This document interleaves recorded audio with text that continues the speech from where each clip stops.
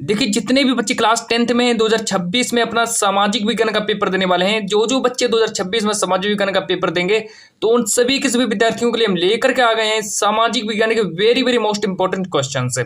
कहने का मतलब कि आज की जो क्लास है उन सभी के सभी विद्यार्थियों के लिए इंपॉर्टेंट है, जो जो छात्र 2026 में यानी कि 20 फरवरी को अपना सामाजिक विज्ञान का पेपर देने वाले हैं। प्यारे बच्चों, आप लोग इस क्लास को जरूर देखिए, क्योंकि ये जो क्लास है आप लोगों को सामाजिक विज्ञान में 70 में 70 नंबर दिलाने वाली क्लास है। तो आप लोग इस क्लास को जरूर देखिए, है ना। तो मैंने सोचा क्यों ना मैं एक ही ऐसी क्लास बना दी जाए जिस क्लास में सभी के सभी बच्चे एक ही क्लास को देख करके अपने पूरे पूरे नंबर पक्के कर लें। क्योंकि आज की इस क्लास में मैंने आप लोगों को बताने वाला हूँ पूरी की पूरी किताब के जितने भी इंपॉर्टेंट बहुविकल्पीय प्रश्न बनते हैं, सारे के सारे बहुविकल्पीय प्रश्न आप लोगों को आज की इस क्लास में मिल जाएंगे। कोई भी प्रश्न नहीं छोड़ूंगा, सब कुछ आप लोगों का एक ही क्लास में कवर करा दूंगा।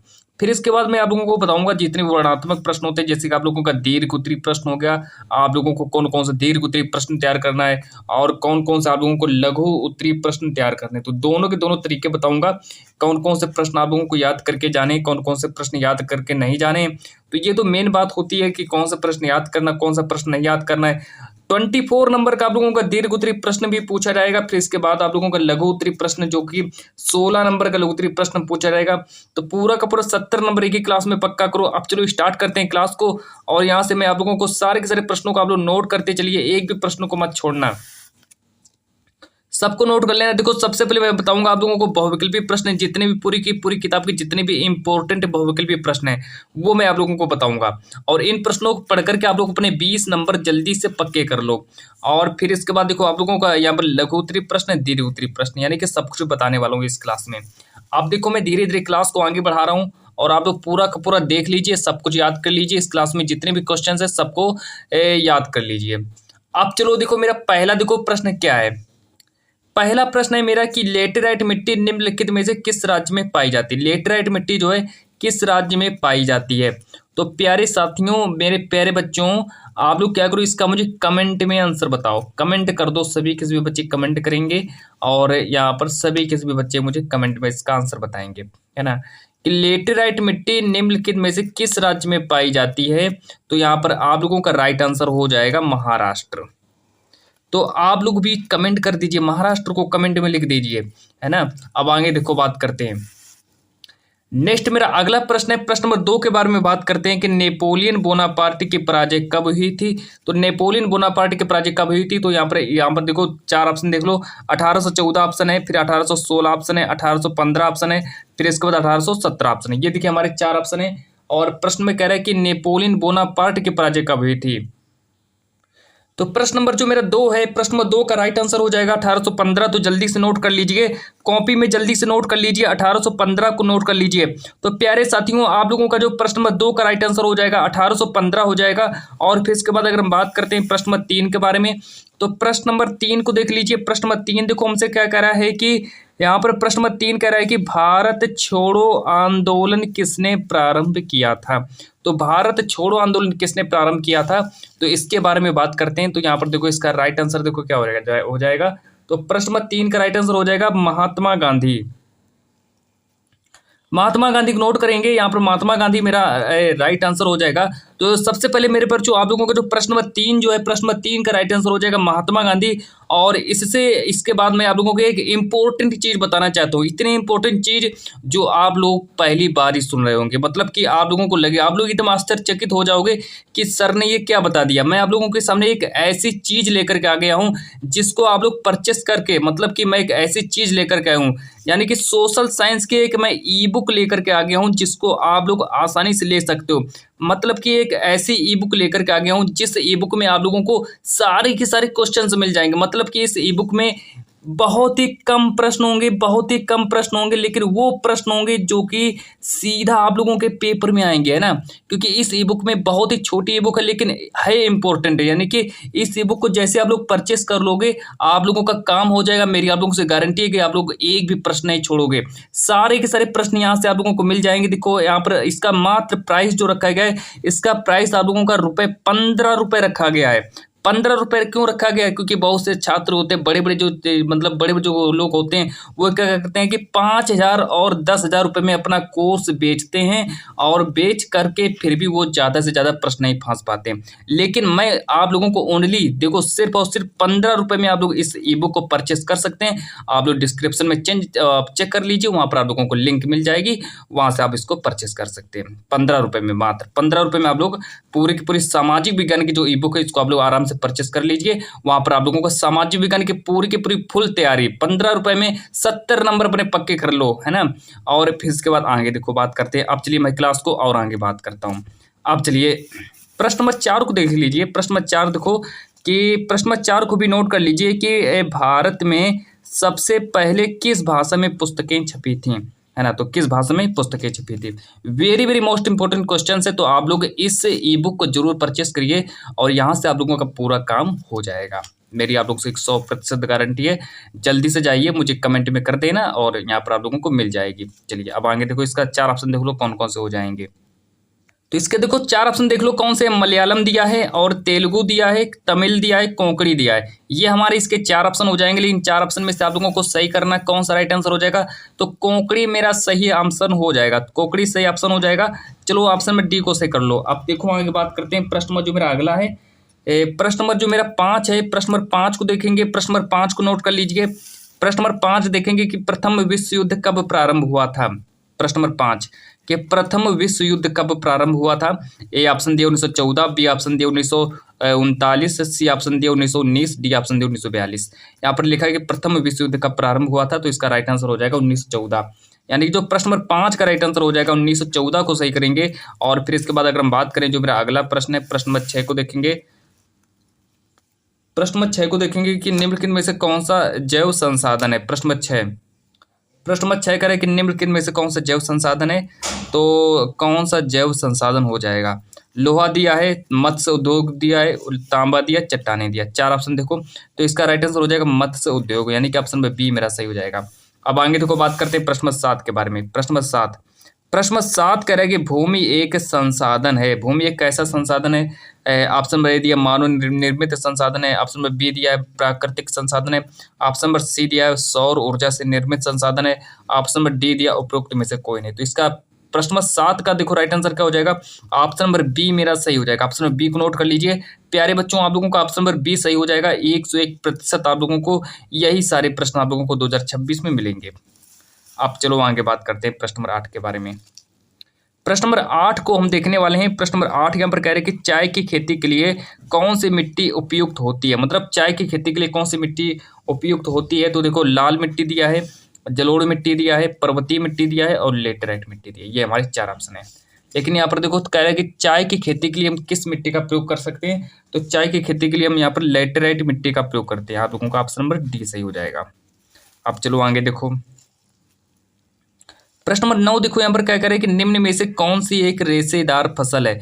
रेशेदार फसल कौन सी हो जाएगी। जूट है, कपास है, प्राकृतिक रेशम है, इनमें से सभी। ये हमारे देखो 4 ऑप्शन है। तो 4 ऑप्शन में से आप लोगों का देखो राइट आंसर कौन सा हो जाएगा। तो यहाँ पर हमारा देखो निम्न में से कौन सा रेशेदार फसल है, तो आप लोगों का ऑप्शन नंबर डी सही हो जाएगा। यहाँ पर ऑप्शन नंबर डी को सही करेंगे। अब आगे देखो बात करते हैं प्रश्न नंबर 10 के बारे में। प्रश्न नंबर 10 को देखेंगे कि निम्नलिखित में से कौन सा धात्विक खनिज है। तो धात्विक खनिज कौन सा, ये मेरा प्रश्न नंबर 10 हो जाएगा।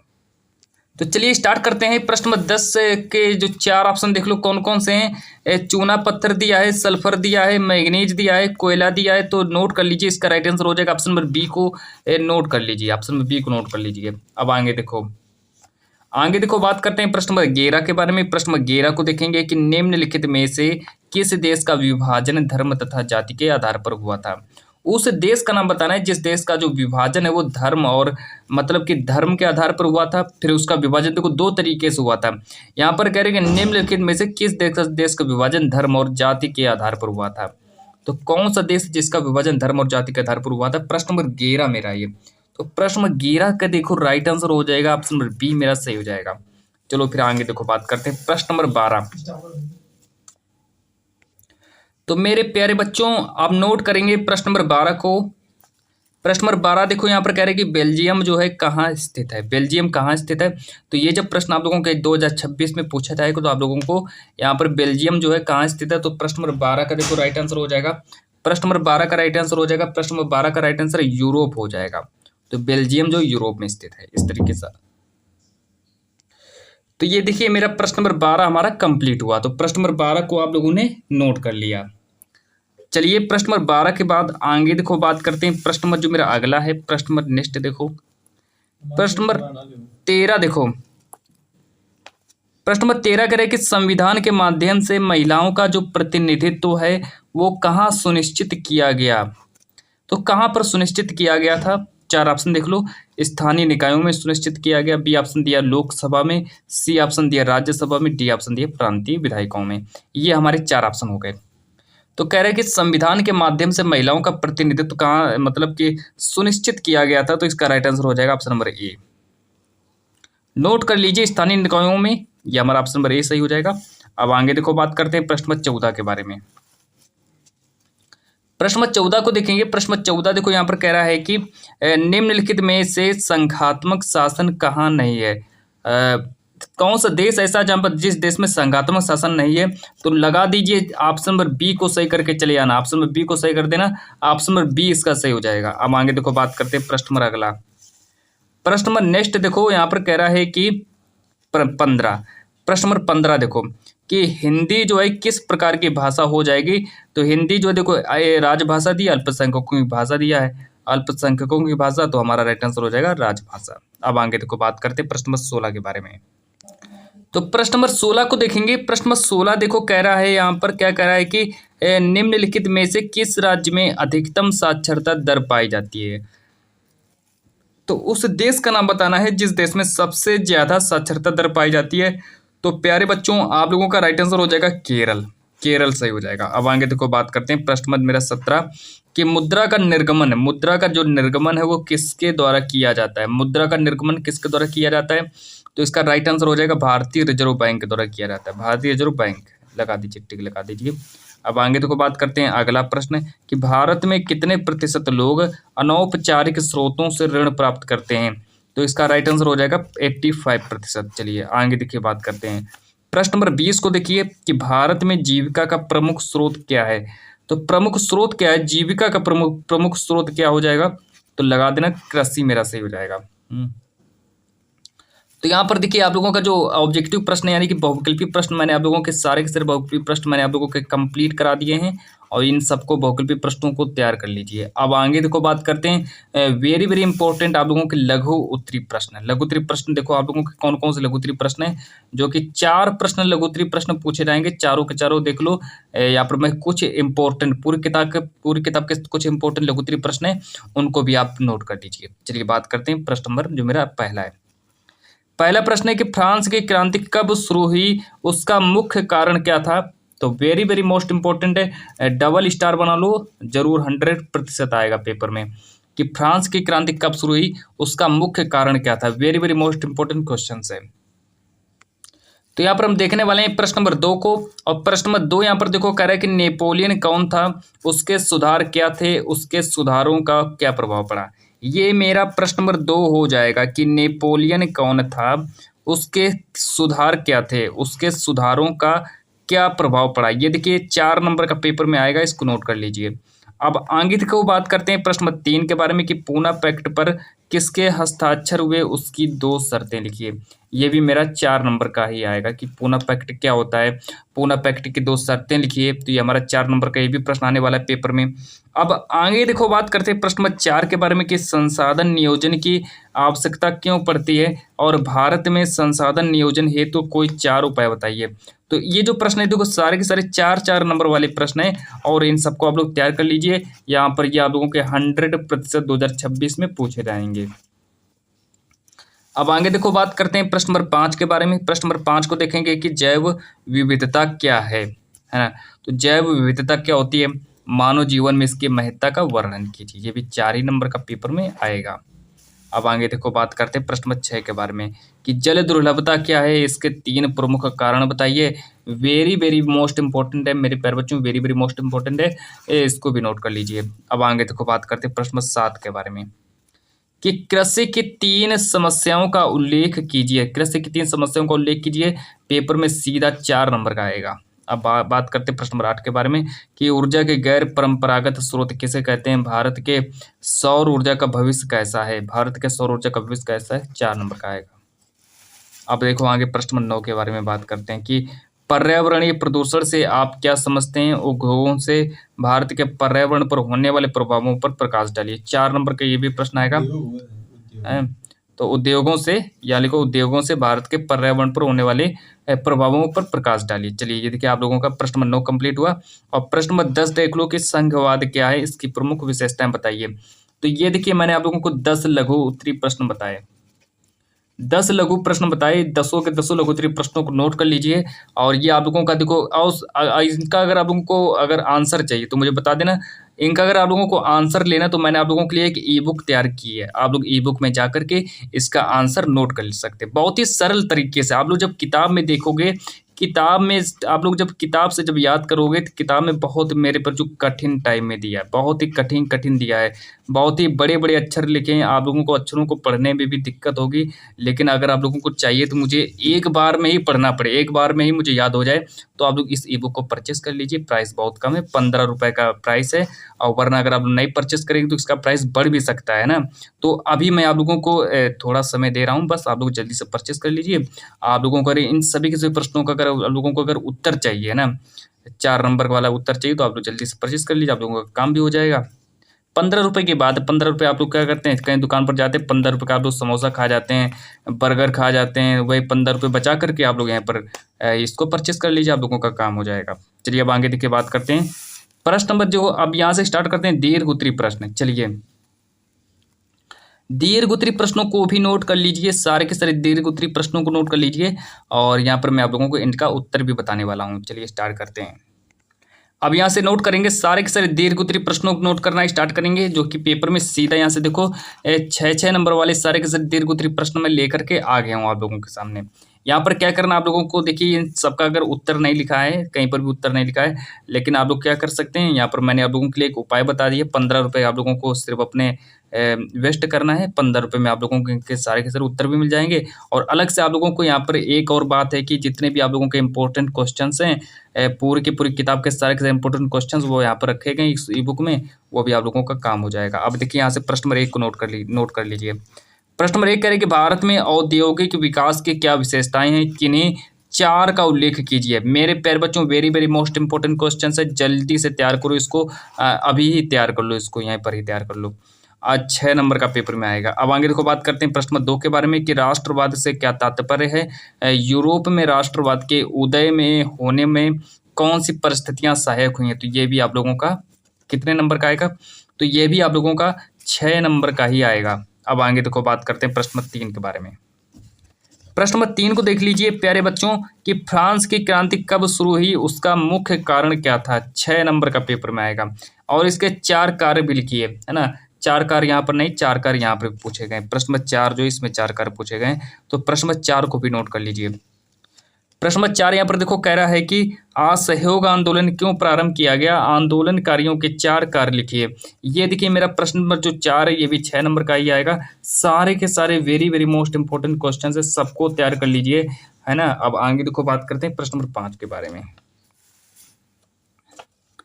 प्रश्न नंबर 5 देखो यहाँ पर कह रहे हैं कि मृदा संसाधन के महत्व का वर्णन कीजिए एवं किन्हीं 2 प्रकार के मृदाओं की विशेषताओं का उल्लेख कीजिए।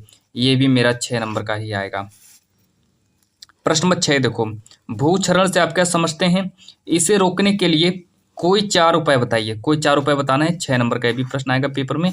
और इसके बाद अगर हम बात करें प्रश्न नंबर 7 के बारे में, प्रश्न नंबर 7 को देख लीजिए प्यारे बच्चों कि भारत में पाई जाने वाली मुख्य फसलों पर एक लेख लिखिए। ये भी मेरा 6 नंबर का ही आएगा पेपर में। अब आगे देखो प्रश्न नंबर 8 को देख लीजिए। प्रश्न नंबर 8 कह रहे कि गैर परंपरागत शक्ति के स्रोत से आप क्या समझते हैं, कोई 2 उदाहरण भी दीजिए। और यहाँ पर प्रश्न नंबर 9 कह रहा है कि राजनीतिक दल का क्या तात्पर्य। ये हमारे प्रश्न नंबर 9 कंप्लीट हुए। और प्रश्न नंबर 10 इधर देखो आप लोगों के सामने लिखा है। प्रश्न नंबर 10 भी मैं आप लोगों को दिखा देता हूँ। तो प्रश्न नंबर 10 को भी नोट कर लीजिए। प्रश्न नंबर 10 देख लीजिए कौन सा प्रश्न नंबर 10 है। तो इधर भी प्रश्न नंबर 10 को भी नोट कर लीजिए। यहाँ पर देखो ये लिखा है प्रश्न नंबर 10 लिखा है कि विदेशी व्यापार से आप क्या समझते हैं, भारत के विदेशी व्यापार की किन्हीं दो विशेषताओं को बताइए। तो ये देखिए मैंने आप लोगों का जो हिंदी ने सामाजिक विज्ञान का जो 70 नंबर वाली जो क्लास है आप लोगों की कंप्लीट हो चुकी है। और यहाँ से आप लोगों का सामाजिक विज्ञान में 70 में 70 नंबर मैंने कंप्लीट करा दिए हैं। तो पूरा का पूरा क्लास आप लोगों ने अगर देख लिया तो आप लोगों को बहुत बहुत धन्यवाद। और यहाँ पर देखिए आप लोगों का इस क्लास को मैं यहीं पर ही एंड करता हूँ, मतलब समाप्त करता हूँ। तो पूरी क्लास आप लोग देख लीजिए, 70 में 70 नंबर पक्के कर लीजिए। इसके जितने भी क्वेश्चन है सबका आप लोग आंसर नोट कर लीजिए। कहीं से भी आप लोग देख सकते हैं, लेकिन इसके लिए मैंने आप लोगों को यहाँ पर ये बना दिया है। इसको भी आप लोग यहाँ पर ई बुक में जा करके आप लोग इन सबका आंसर नोट कर सकते हैं। बहुत से आप लोगों को यहाँ पर मिल जाएंगे, बहुत सी चीज़ें मिल जाएंगी। तो चलिए मैं आज की इस क्लास को इतना ही रखता हूँ।